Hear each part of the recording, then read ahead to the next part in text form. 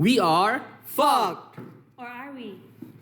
Hello everyone, we are from Group 12 and we're going to explain the truth about population and environment. First, on the left, we have the Malthusian and Neo-Malthusian view. This is the most pessimistic stance. It argues that the Earth has a finite capacity. Essentially, humans are consuming resources faster than the Earth can regenerate them. In this view, population growth is seen as the primary villain, driving the food insecurity, particularly in vulnerable regions like sub-Saharan Africa. In the center, we have the view of human ingenuity. This is the optimistic counter-argument. It suggests that humans aren't just mouths to feed. We are also minds that create. Here, humans are the ultimate resource.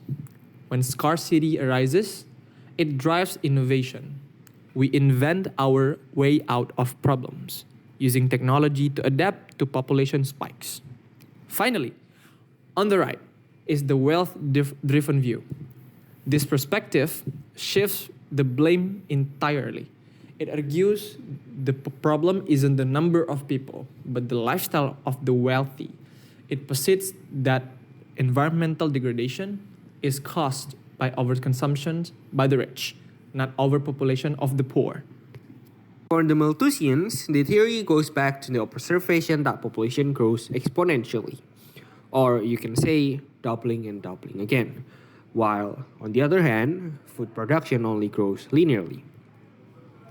Modern modeling like the Feed Me model support this in specific contexts, confirming that in subsistence economies, population growth is indeed a driver of food insecurity.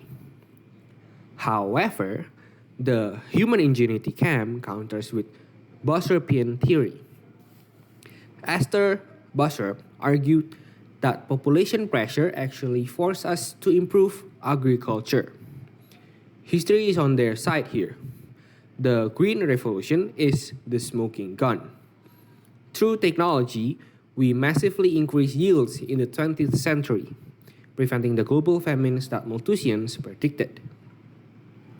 But the wealth-driven proponents point to hard data on emissions. For example, the US has a low population but double the emissions of India, which has a huge population. Furthermore, they argue that climate disasters don't hit everyone equally. They disproportionately affect marginalized groups due to structural inequality, not just because an area is crowded. The Malthusian view is invalid globally. It failed to predict the Industrial Revolution and our ability to trade energy and food. However, it remains valid locally in low income, subsistence-based regions where people rely entirely on the land beneath their feet. The human ingenuity view is valid regarding quantity. Since 1960, the population rose 161%, but cereal production rose 280%. We successfully fed the world, but it is invalid regarding ecology. That technology came with side effects, which is biodiversity loss and pollution that are very hard to fix. Finally, the wealth-driven view is statistically valid. The richest 10% of humans generate 52% of carbon emissions, while the poorest 50% generate only 7%. But this creates a development dilemma. As nations like China lift themselves out of poverty, their emissions rise. The challenge now is, can we achieve development without wrecking the environment again? Compared to the previous classical views that we have mentioned, one alternative, more modernized view is the composition and design view, or structure over size view. It's not how many people there are, it's who they are, where they live, and what systems they're locked into. We can simply use population size as a predictor to conclude environmental impact. Population headcount is a weak predictor of environmental impact compared to population composition and the design of energy, food, housing, and transport systems. So, what are the key concepts here? So, the first one is age and consumption. The idea is people in their middle years usually use the most energy and stuff: bigger homes, more travel, and also more goods. Meanwhile, kids and elders typically use less.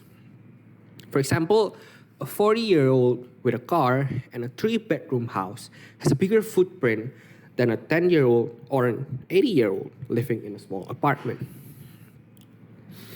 And second key concept is household size, or why more smaller households can raise impact. The idea is if 4 people live together, they share many things: one fridge, one heater, one Wi Fi router.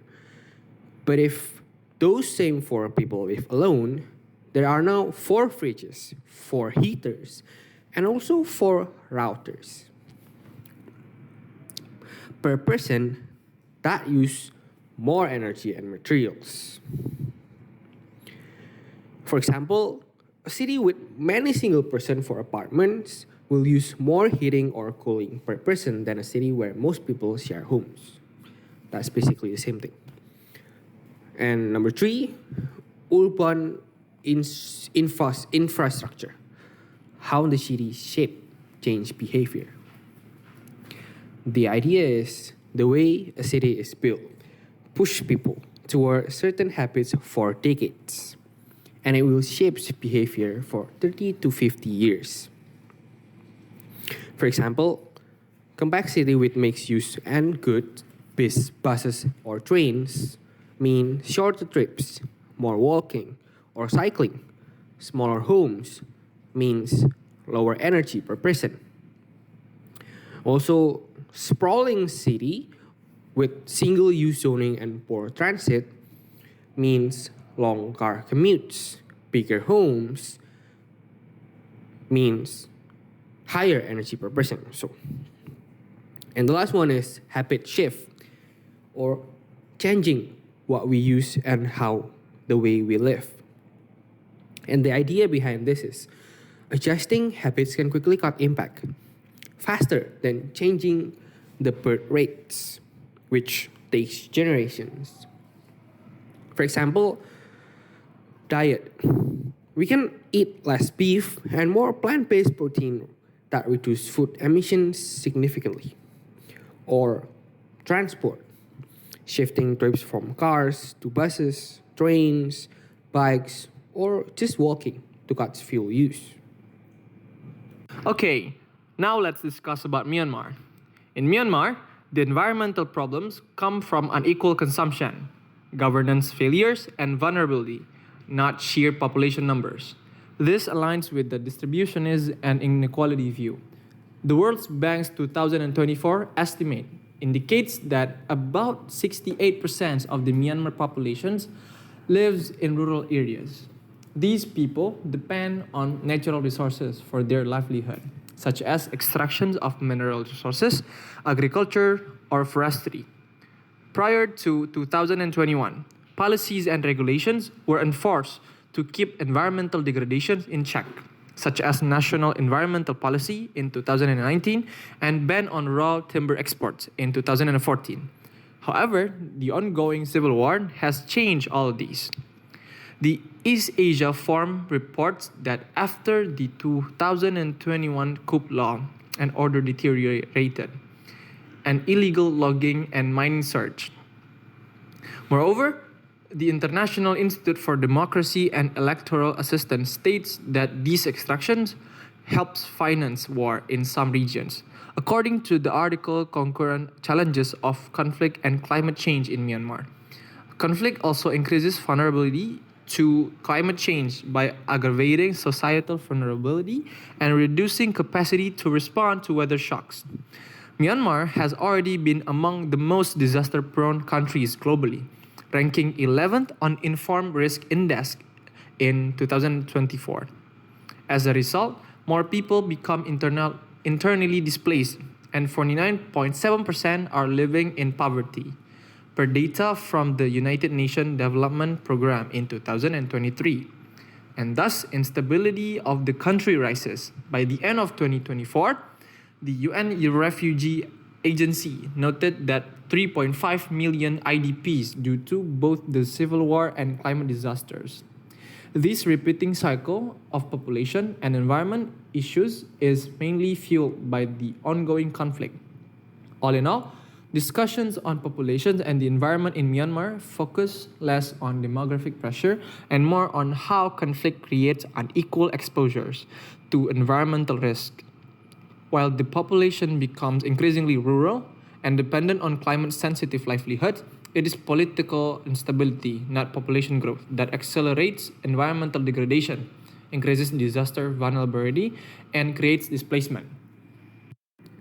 Myanmar's climate change policy for 2018 to 2030 aims to boost climate resilience and promote low-carbon growth, targeting key sectors like agriculture, natural resource management, energy, urban areas, disaster risk, and education.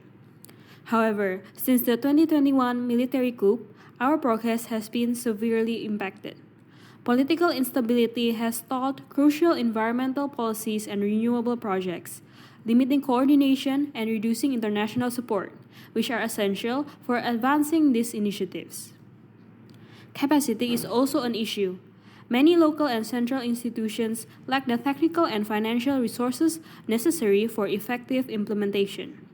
Without proper integration of climate policies across these sectors and a stronger focus on education and public awareness, the country risks being vulnerable to climate shocks.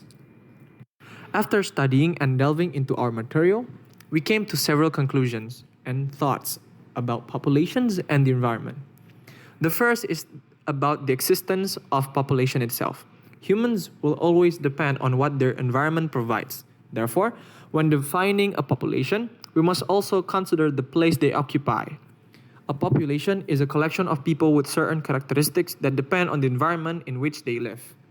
While discussing population characteristics, we must also discuss human adaptive strategies. The characteristics of a society are largely defined by how it adapts to its environment. Human adaptive strategies refer to the methods and practices that individuals and communities develop to adapt their surroundings. These strategies can be biological, cultural, or technological, and are often shaped by environmental factors such as climate, resources, and social structures. It is human adaptation strategy that also contribute to the degradation of nature. These strategies are the cause of sustainability problems. Human adaptations have placed a significant burden on the environment.